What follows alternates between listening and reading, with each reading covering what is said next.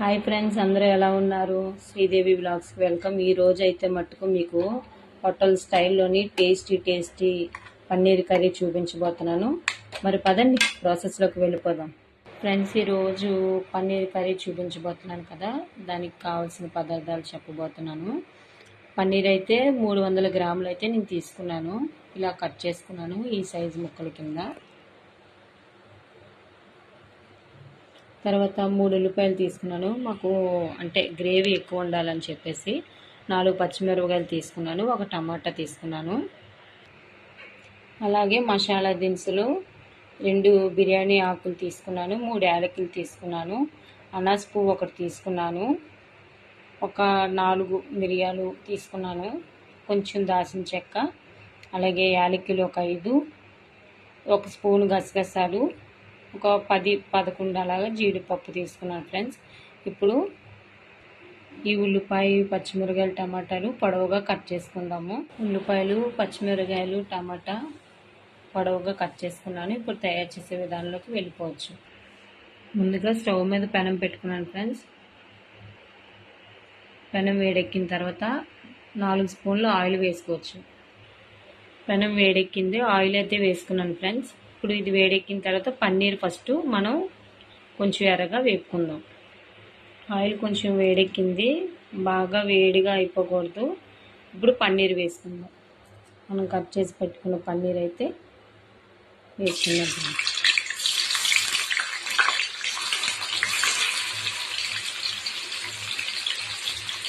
ఇది కొంచెం ఎర్రగా వేపుకుందాం.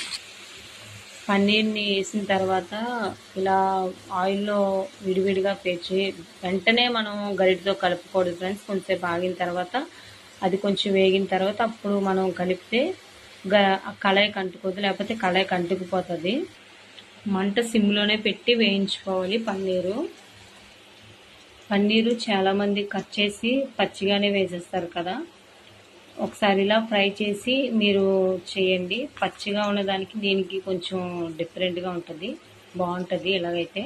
కానీ పన్నీరు వేపినప్పుడు మట్టుకు కళాయికి కొంచెం అంటే నేను తెచ్చి ఫ్రిడ్జ్లో పెట్టడం వల్ల ఏమైందంటే చల్లదనానికి కళాయికి ఊడి రావట్లేదు. చాలాసేపు బయట పెట్టాను. కానీ మీరైతే తెచ్చుకున్న తర్వాత ఫ్రిడ్జ్లో కాసేపు బయట వదిలేసి అది బాగా కూలింగ్ అంతా పోయిన తర్వాత వేపుకోండి.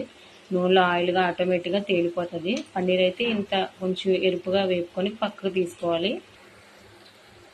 చూసారా ఫ్రెండ్స్, ఇంకా కొంచెం ఎరుపుగా వచ్చినారు వారు ఆటోమేటిక్గా అవే ఆయిల్ తేలిపోతుంటాయి ముక్కలు. ఇలాగా వేపుకున్న తర్వాత ఇవి ప్లేట్లోకి తీసేసుకోవాలి.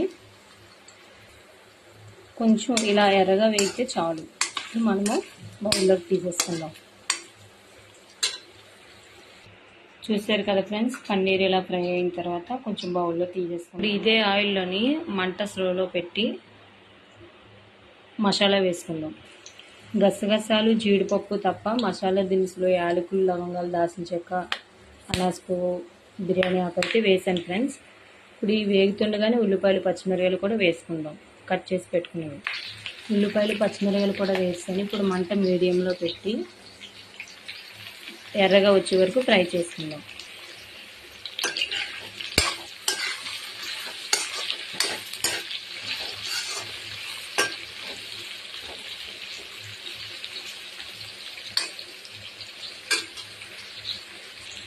ఉల్లిపాయలు కొంచెం ఎర్రగా వేగాయి కదా ఫ్రెండ్స్. ఇప్పుడు టమాటా వేసుకుందాం.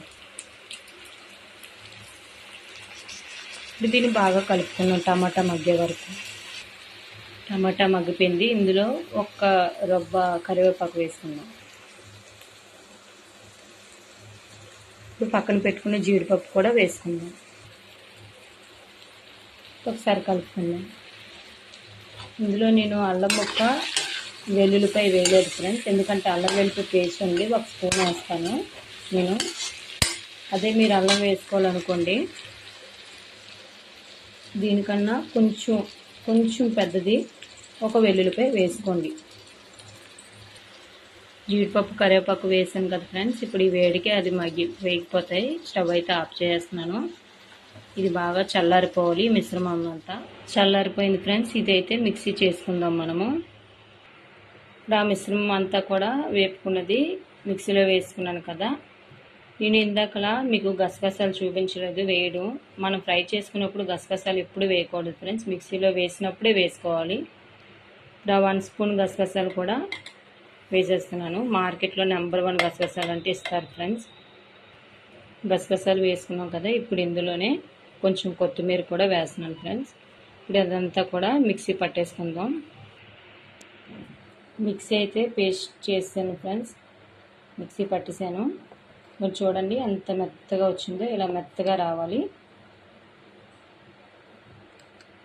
ఇప్పుడు పేస్ట్ అయితే చేస్తాను ఫ్రెండ్స్, చూడండి ఎంత మెత్తగా వచ్చిందో, ఇలా మెత్తగా రావాలన్నమాట. ఇప్పుడు మనం స్టవ్ మీద పెనం పెట్టేసుకొని స్టార్ట్ చేసేయచ్చు. ఇప్పుడు అదే పెనంలోని మంట సిమ్లో పెట్టి ఆయిల్ వేసుకుందాం. 3 స్పూన్లు 3 స్పూన్లు అయితే వేసాను ఫ్రెండ్స్. ఆయిల్ మరిగిన తర్వాత పేస్ట్ వేసుకుందాం. ఆయిల్ అయితే మరిగింది ఫ్రెండ్స్. ఇప్పుడు మసాలా ముద్ద మనం పేస్ట్ చేసుకుంది వేసేసుకుందాం.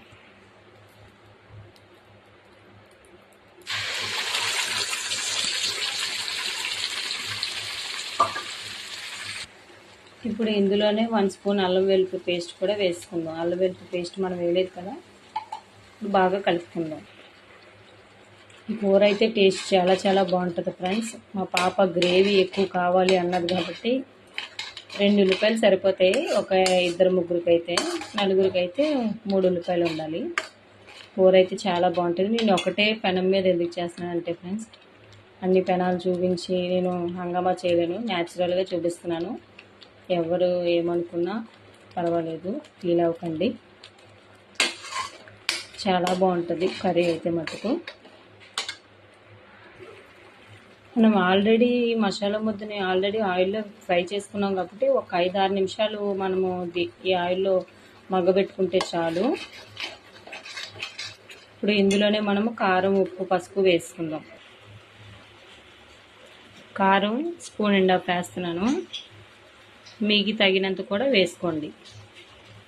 పసుపు చిటికెడు, సాల్ట్ తగినంత. ఇప్పుడు దీన్ని కలిపేసుకుందాం. కారం, ఉప్పు, పసుపు వేసుకున్నాం, కలుపుకున్నాం కదా ఫ్రెండ్స్. ఇప్పుడు ఇది 2 నిమిషాలు అలా కలుపుకుందాము. నా వీడియో మీకు నచ్చినట్లయితే ఒక లైక్ ఇచ్చి షేర్ చేయండి ఫ్రెండ్స్. ఇందులో వాటర్ వేసుకుందాం. వాటర్ వేయక ముందు మనం పన్నీర్ పక్కన పెట్టుకున్నాం కదా, ఆ పన్నీర్ వేసుకుందాం ఫ్రెండ్స్. వాటర్ వేయక ముందు పన్నీర్ ముక్కలు వేసుకొని ఒకసారి కలుపుకుందాం ఫ్రెండ్స్.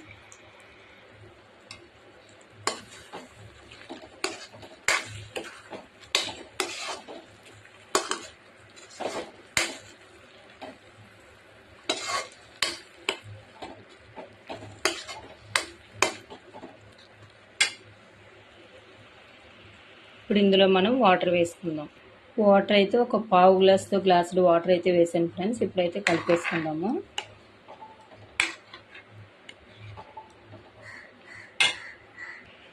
మొత్తం ఒకసారి కలిపేసుకున్నాం కదా, మంట హైలో కాదు మీడియంలో పెట్టి ఇప్పుడు మూత పెట్టేసుకుందాం.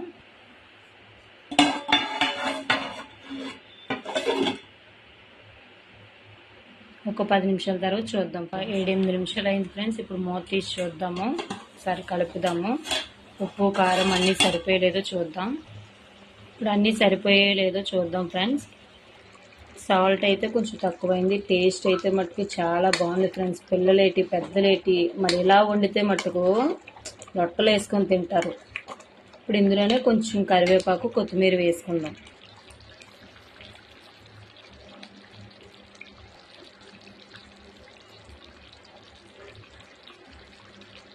ఇంకొక 5 నిమిషాల్లో కర్రీ రెడీ అయిపోద్ది ఫ్రెండ్స్.